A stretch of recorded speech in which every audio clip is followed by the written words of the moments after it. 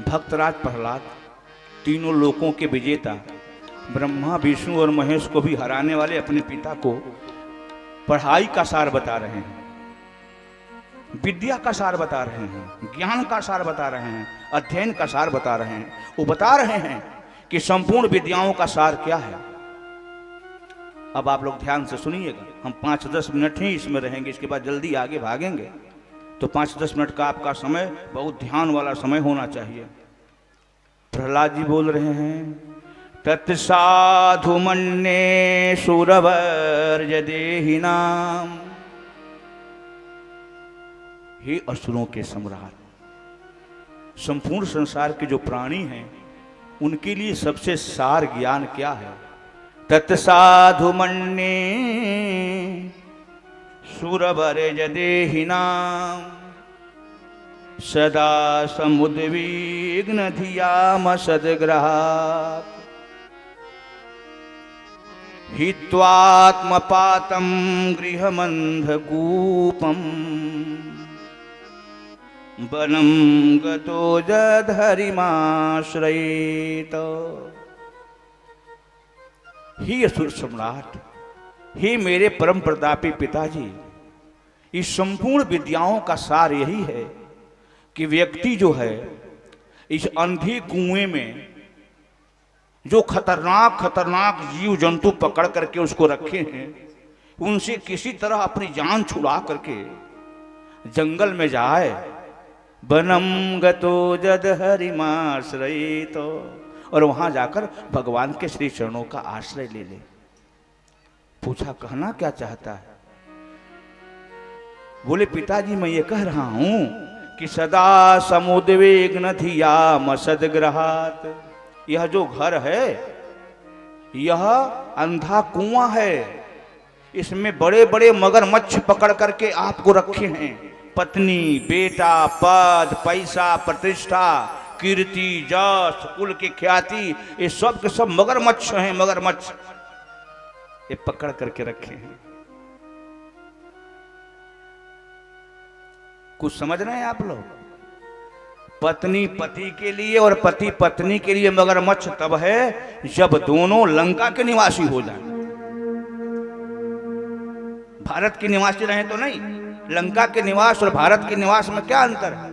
लंका के पति पत्नी में और भारत के पति पत्नी में क्या अंतर है? लंका की पत्नी मंदोदरी अपने पति रावण को 1000 बार समझाई, एक बार भी नहीं समझा। और रावण भी 1000 बार मंदोदरी को समझाने का प्रयास किया, मंदोदरी नहीं समझी। अब आइए भारत के पति पत्नी का मैं चरित्र बता रहा हूं। राम लक्ष्मण जानकी तीनों गंगा जी पार किए। उत्तरी ठाढ़ो भये सुर शरीरेता, वहां खड़े हो गए। भगवान के मन में आया,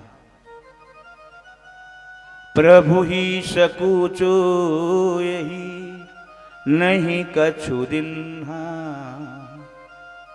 भगवान को संकोच हुआ कि मैं केवट की नौका पर चढ़कर पार तो आया, परंतु मेरे पास तो कुछ देने को है नहीं। मैं क्या दूं? क्यों कि मेरी मां ने मुझे कहा था, तापसु वेशु विशेष उदासी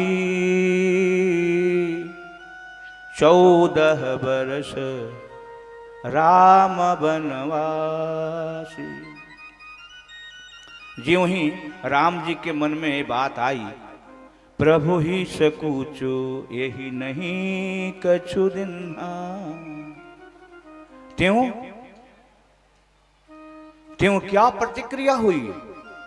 भारत के दाम्पत्य जीवन की निर्मलता देखिए, भारत के दाम्पत्य जीवन में आध्यात्मिक तन्मयता देखिए, भारत के पति पत्नी के स्वरूप को देखिए कि पति मन में सोचता है और पत्नी बिना बताए जान जाती है कि मेरे पति के मन में क्या चल रहा है। पियहि की सिय जान निहारी, मणि मुदरी मन मुदित उतारी। राम जी के मन में ये बात आ रही है कि मेरे पास कुछ देने को नहीं है, मैं केवट को क्या दूं।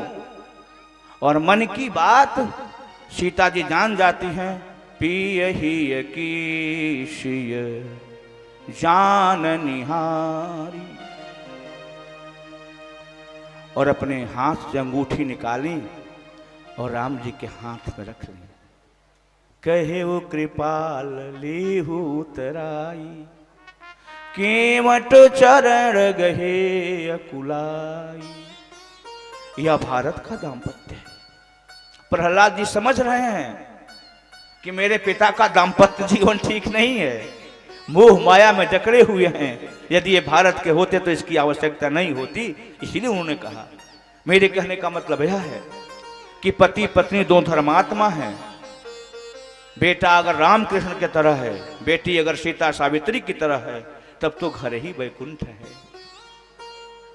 लेकिन यदि ऐसा नहीं है तो तत्साधु मन्ये सुरवर्य देहिनाम सदा समुद्विग्न धियाम सद्ग्रहात् हित्वात्मपातं गृहमन्धकूपं वनं गतो यद हरिमाश्रयितो। यह अंधा कुआं है। तो बोला, राजा है ना, भीतर से तो क्रोध आया। जी हुई हरिमाश्रयिता बोले कि नारायण के चरण का आश्रय लीजिए, तो क्रोध तो आया। लेकिन पूछा ईमानदारी से बताओ, एक गृहमंद कूपम क्या है? ये अंधा कुआं कैसे है? बोले कि पिताजी, एक आदमी गलती से कुएं में गिर गया। अंधा कुआं उसे कहते हैं जिसको हम ऊपर से देख ना पाए कि इसकी गहराई क्या है, इसके नीचे क्या है। कुआं तो गहरा है, लेकिन उसके ऊपर से इतने घास फूस जमे हुए हैं कि नीचे का कुछ दिखाई ना दे रहा हो। उसमें पानी नहीं होता, और जिस कुएं में पानी ना हो वह कुएं किसी काम का है नहीं। कुआं का तो एक ही संसार के लिए लाभ है, कुछ पानी पिलाए। उसमें गिर गया। जब गिरा तो उसको लगा कि बहुत गहरा है, तो बचने के लिए हाथ पांव फैलाया, एक डाली पकड़ में आ गई। डाली जब उसके हाथ में पकड़ में आ गई तो सोचा कि चलो थोड़ी देर के लिए अब हमें आराम तो मिलेगा। ज्यों ही डाली पकड़ करके वो थोड़ा सांस लिया, ऊपर देखा तो देखा कि एक सिंह मुंह फैलाए खड़ा है। सोचा चलो नीचे उतर जाता हूं। जब नीचे देखा तो एक सर्प था, उसके 5 फण थे, जो फूं फूं करके उसी की तरफ देख रहा था। उसकी आंखें लाल लाल थी। सोचा चलो कुछ समय बाद तो सिंह चला ही जाएगा, ऊपर ही चला जाऊंगा, नीचे तो पानी है नहीं, सांप नीचे से ऊपर जाएगा नहीं। तो डाली को मजबूती से पकड़ करके चाहा कि बैठ जाऊं। ज्यों ही बैठना चाहा तो देखा कि जिस डाली को पकड़े हुआ है उस पर 2 चूहे हैं, एक काला चूहा, एक सफेद चूहा है। वो सफेद चूहा उस डाली को काट रहा था। सोचा चलो कोई बात नहीं है, थोड़ी देर में थक जाएगा तो मैं ऊपर चला जाऊंगा। ज्यों ही सूर्यास्त हुआ वो काला चूहा डाली को काटने लगा। चूंकि घर से निकला हुआ था, बहुत जोर से भूख भी लगी थी, प्यास भी लगी थी, उसको चिंता हुई, हड़बड़ाया, हाथ पांव हिलाया। उसकी एक दूसरी डाली में, समानांतर डाली में मधुमक्खियों ने खोता लगा करके रखा था। इस डाली से उस डाली का संघर्षण हुआ, और उस डाली में संघर्षण होने से उस छत्ते में एक छेद हो गया। उसमें से एक एक बूंद करके मधु नीचे गिरने लगा। इत्फाकन ठीक उसके मुंह पर ही मधु गिर रहा था।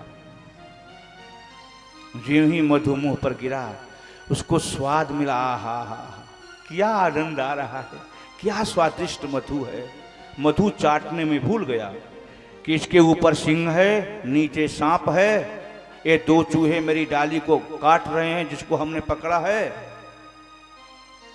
और पिताजी एक दिन वो डाली कट गई, नीचे गिरा, 5 फण वाला सर्प उसको नसा, उसका राम नाम सत्य हो गया।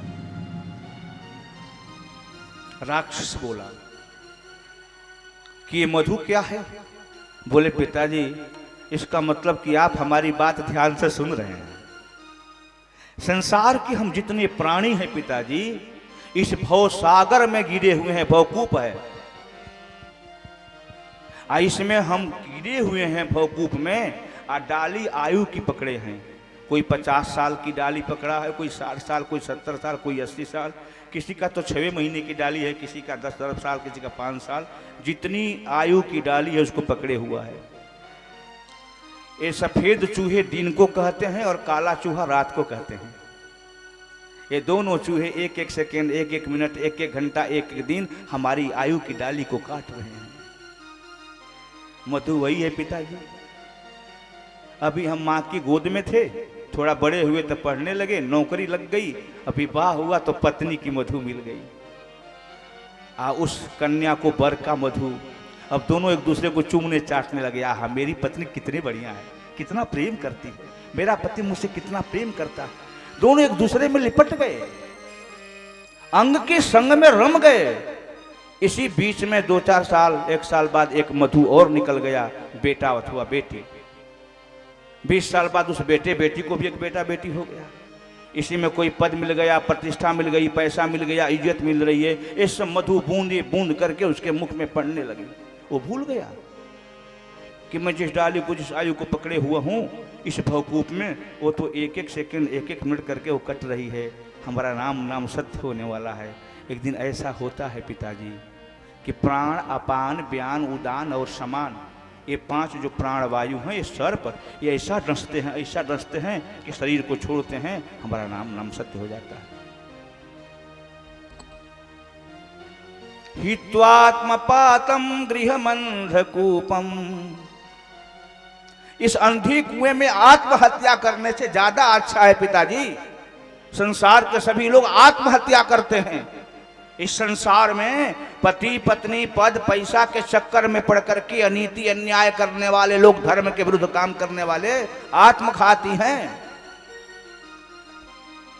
जो न तरई भव सागरो नर समाज यश पाय। गोस्वामी ने लिखा, आत्माहन गति जाय। श्रीमद् भागवत कहता है कि आत्मा आत्मा आत्मघात मतलब आत्महत्या, खुदकशी कर रहे हैं दुनिया के लोग। इसलिए बनम गतो जद हरिमाश्रये। अब तुम आंखें लाल लाल किया। बोला और क्या सीखा है?